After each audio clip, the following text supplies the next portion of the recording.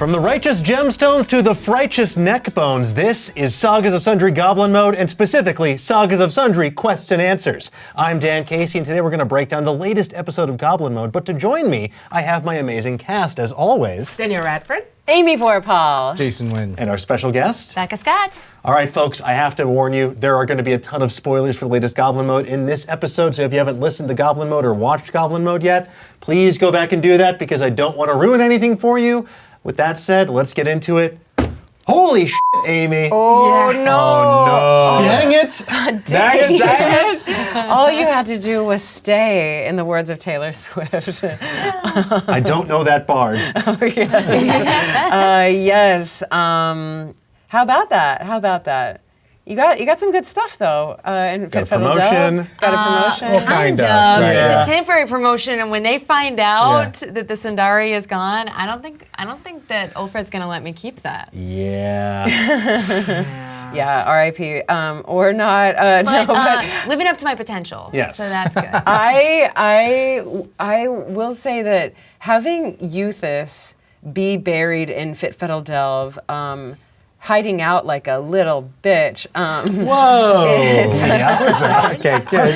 Calm it down now. No, that was one of the first things I wrote when building this campaign. Cool. And what's interesting about that is once I was prepping for this episode and last episode, it almost was like, oh yeah, and then they find Euthus there, that's fine. Like it was so matter of fact because I've known about it for months. Course. But it actually is like, when you think about it, it's actually more weighty to have it, to have a deity that we've dropped hints that there was a sixth one, yes. and it somehow didn't die. Like that is more weighty than even Unzug showing up, and it's like, oh yeah, of course, like it matters. But in my head, since I had planned it for so long, it was kind of like, oh yeah, and then this thing happened. Yeah, that was the abyssal that Danielle, that Busy translated back in when we were in Earned Cur Fathom. I think it was like no. In it was earlier. It was in the Wretched Cove. It was in the Wretched Cove. The document. Okay, right. The document that you translated. Sorry, we're heading to Earned Cur Fathom. I apologize. Yes. I think it was combine the 5 to restore Firaxis, the landing ritual room in Fitfettle Delve. Why 6, but only 5? Yeah. So. Why 6 Sundari, but only 5 artifacts? Yes. Yeah. And this was what the question that the Scythe of Aurelia have been asking themselves. And now you know why. There is a 6th. There is a 6th, that's why, yeah. And there actually are 6 artifacts, as it turns out. Yeah, too. that Lux Stone. The Lux Stone. The Lux Stone. That was a clutch move. Like, scrying is so cool. And so dope. It's like, it's one of those things in D&D that you do not want your players to have. You just don't. Like you just don't. And in fact, when you decided to scry, it was like, this episode might be over. Like I might need to dive into what's like the prep for the next episode. Could we just end it here? But it was so cool that you were able to just use it in a really cool way, and then come back and like feel the weight of like everything that tell your friends and they agree. Like I don't think anything that we thought we knew is true. It's one of those things where you've given us so many awesome magical items, and it's definitely something that I struggle with when I play a lot of like RPGs, tabletop or otherwise. You hoard all of these items and sometimes forget to make use of them. Yeah. And I was just like, I cannot not make use of these incredible abilities. I need to scry at least once. Who can I scry on? I almost tried to scry on the Sundari we met at the beginning of the game because she went to another realm, but I was like, Arsena. okay, maybe check on Unzu because it sounded pretty sus at this point. And you got the ability to scry that came from Unzug, right? No, that came from the tattoo of Kras, which is Arsena's gift. We helped her way back when. No, the gift that Unzu gave me is the Staff of Rolbert, which lets me turn into a tree, which I cannot wait to do. Which is just as good. Go! You never know. You never know. It's gonna happen. Just wait. You have to use it. Yeah. So the Paynite crystal, we should have brought with us, and then everything would have been hunky dory. Oh, that's interesting. I mean, honestly, maybe slightly longer. Maybe. like the notion that she is basically being charged by, batteries while she's in Yeah. Fit Fettle Delve. That logic made a lot of sense to me. That okay. Centuries old, and she's still able to protect everybody, but now she's just going to have this huge awakening, and kind of without really any consequence. Absolutely not.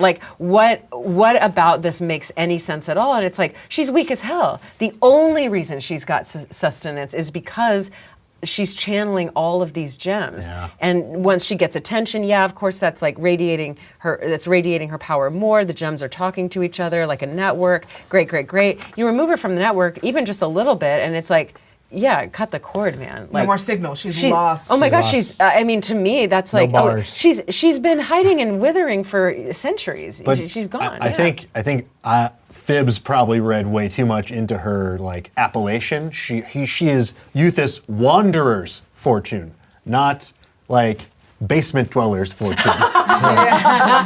There you go. But Exactly. I think I had the same thought. I was well, surely being outside and is going to recharge her, and finally being in the world that she helped, protect and make is going to make her stronger. But no. I do love that beat of false hope, though, and then the thing that we kind of maybe anticipated deep down was going to happen with our boss. Maybe didn't have the purest of intentions, but. Even so, it's true to our characters to be well, we simply must continue regardless because we have to try to recharge her. Yeah. And I think, I mean, you're right that being out in the open and is gonna be eventually the cure. It's just she's too weak. She's far gone, too man. Weak. I do like that there were hints of Unzig might not be who he says he was, so it doesn't matter. What we're going to do is still go forward and save Euthys the best way we know how. And honestly, that is the best way you know how. It's just Unzig might be a couple steps ahead of y'all. That's all. Yeah. I also want to talk about the big moment we had where family reunion in the conference room. I think Busy had just a huge episode. Yeah, and I think for Busy very much sees herself as Busy and Yes. not Barigneas Right. at all. But You were so open to be called a mother and be reminded of the Barigneas flaws. You're of course, yeah. yeah, she sucked, but I'm not. I've moved on and I moved forward from her mistakes, and.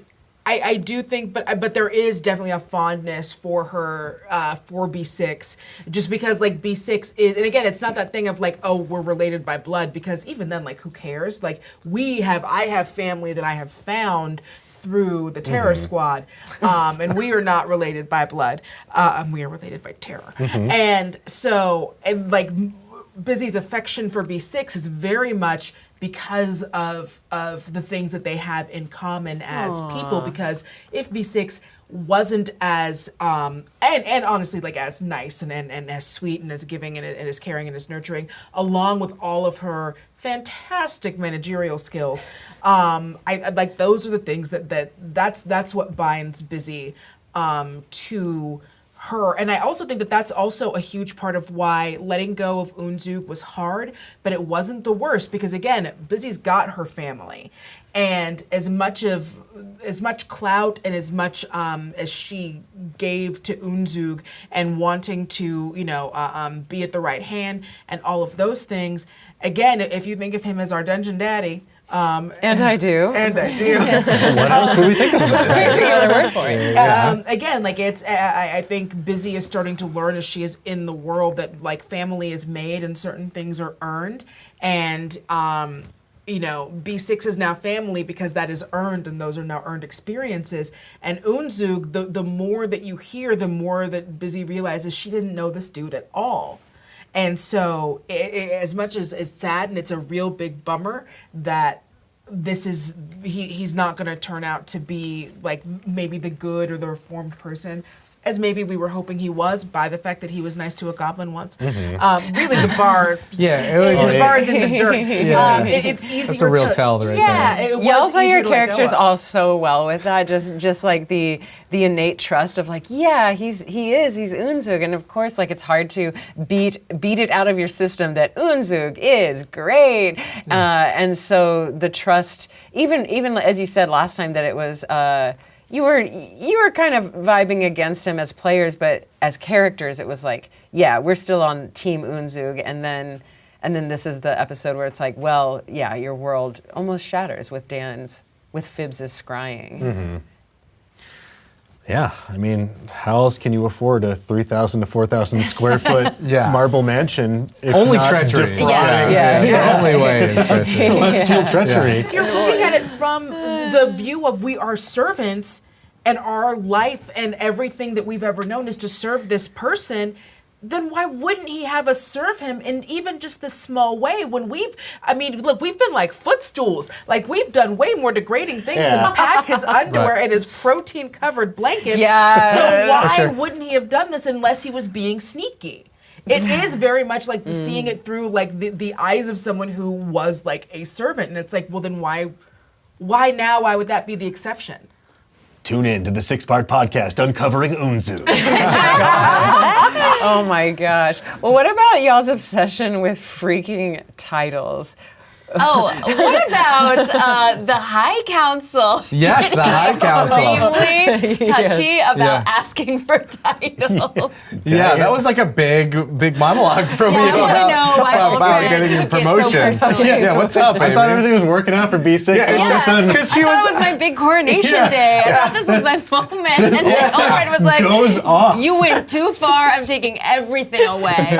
Vacation canceled. just happened? Unpack your own Everything bags. away, but like, Because it went from, I want to be clear, it went from like, dang it, to like, wait, hold on. I've been outsmarted again. Huge speech about earning your place in your job. It makes, again, our characters might be of a mood of like, wait, hold on. But again, if you are my father's daughter, if you are my great grandkid, and there are things that have been passed down, something that Barigneas, the OG, struggled against was putting her own ambition and her own selfishness like above other people. Like, yeah, it sucks that she lived in a society where there were certain roles expected of her, but she still did that, and she still owes something to the people who she played that role for. So it is a good lesson to learn about like not being selfish, and you don't get to just ask for things. But also in that moment, it's very much like, okay, but she's kind of been doing the job for a while. When we look at it as like, look, I know y'all are seeing it as though this is like she had one moment, but she has been working at this for a really long time. Yeah, my thought is that Barigneas is ambitious. It goes with the super type A, the organized, and just the dwarf lifestyle, if you will. And the fear maybe comes about, we haven't seen B5 and B4 around, and I think that they died in battle. And so there is that. I just want to props to you both. Like, I love that scene between the two Barigneases, and I felt bad because I felt like I was a little bit blowing up your spot as Tippy. No, it had to happen, because if it wasn't, then it was going to need to happen sometime before we left. Yeah, I just felt like it, you know, like Tippy That's being a great Really way, good yeah. job, like bringing it up. I was like, oh yeah, great, yeah, we have to do this. We got to do this. Yeah, that 100%. Well, just as was, like, he's an necessary. idiot, so he's gonna think that like, wow, you seem real lame right now talking in front of your ancestors like that. If you knew who you were saying "dang it" in front of, Literally went like, do you know? Who she all is. circumstance, no pomp, please. But it was a great speech about like, you don't have to be like fill my shoes. You don't have to be in my shadow. Yeah. Like it's. She needed to hear that. Yeah, I thought it was nice. I thought it was nice. Because all her life, but part of the thing is that she has kind of downplayed her fame because everybody in the whole delve is all about Barigneas and is always like, this is what you're supposed to live up to. And she didn't want to until she actually met you, and you said, you know what, you don't have to, and then it was like, well, now I kind of want to. Yeah. Now that I know I don't have to, I actually do. This is what I really If want. it's my choice. Yeah. Yeah, it opens you up. It's got to be able- freeing. Yeah, to be able to like explore the possibility when it's not something where it's like forced down your throat. And I love the contrast that creates where you, like, B6 is dealing with sort of like the crushing weight of history bearing down upon her. But then there's also Tippy, who is like humblest of humble origins, just this like little wretch from a faraway dungeon. For sure. Who is this important part of a potentially world-ending prophecy. Yeah. It's your throat, goat. I got snatched. Yeah. I got snatched from my throat. Yeah. You are What's going on here? I did not ask for this. Oh, What did you say? I missed it. I always miss it. Turn your don't head. worry No, about you it. turn your head Amy, to Dan. Because I don't try to worry say it about under my breath. This is like the 40th time, Danielle. Well, go ahead and say it out loud. I Go said ahead one more time. Tippy. Yeah. Sloppy Tippy. That's you. Boy. See, and it wasn't. Yeah, you're right. I didn't need to hear that. Just I tried. do We're keeping like, it in. The scrying on Unzug didn't go there, and I'm very that was never gonna. Tippy throat Very- goat terror squad. Sugarcoat. Okay. We'll see if this stays in there. Okay, well, we left things on definitely a really shocking note. We don't know what the future holds. There's limited time remaining for all of our heroes, our allies, our villains. It feels like everything is coming to a head, and I, for one, can't wait to see what happens on a brand new episode of Sagas of Sundry Goblin Mode, which you can watch and listen to on Geek and Sundry and wherever fine podcasts are served, respectively. So thank you so much for tuning in and joining us. We hope you enjoyed this episode as much as we did performing it. And yeah, we hope to see you as the adventure continues on the next one. We'll see you next time. Bye. Bye. Free my throat.